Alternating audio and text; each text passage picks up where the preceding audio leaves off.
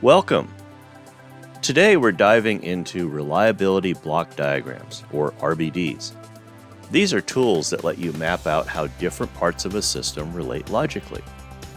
By showing which components are in series and which are in parallel, RBDs help us see the weak links in a system and understand how often we might expect failure or success. An RBD serves two purposes. First, it gives you a visual layout of how your system works and interacts.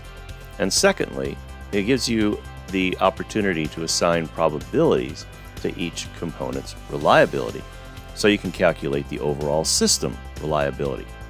RBDs also help expose the redundancies that you may think are effective and in truth are not actually as much as you think they are. When building an RBD, you start with blocks that represent each element of your system. Some will be in series, meaning that if any one fails, the system fails. Others will be in parallel, showing redundancy paths. You'll also use start and end nodes to define system boundaries. Remember, your diagram reflects logical relationships, not necessarily physical layout. For example, consider an electrically powered pump system with blocks representing commercial power, a transfer switch, a motor, a pump, and a valve. You assign a reliability percentage to each. Maybe power is at 99%, maybe the motor is only 50%, and so on.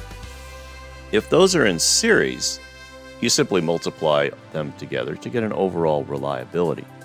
This can reveal a surprisingly low reliability, even when many of the pieces seem to be strong. Parallel paths indicate redundancy, multiple ways for the system to continue to operate.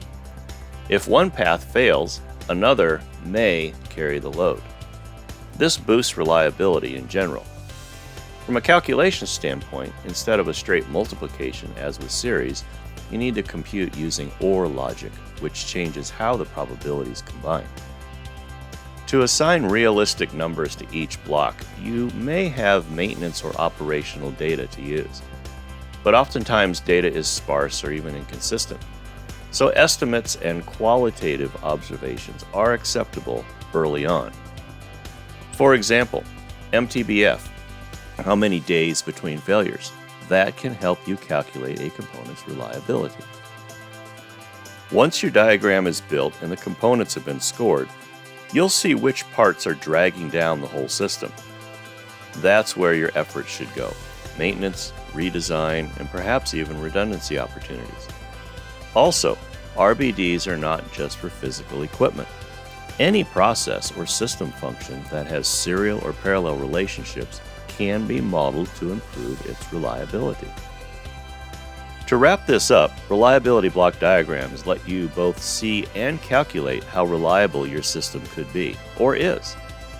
Understanding whether components are in series or parallel will shape the calculation. And even if your numbers are rough, you'll still get valuable insight into what's limiting the reliability of your system. This helps you focus your improvement efforts.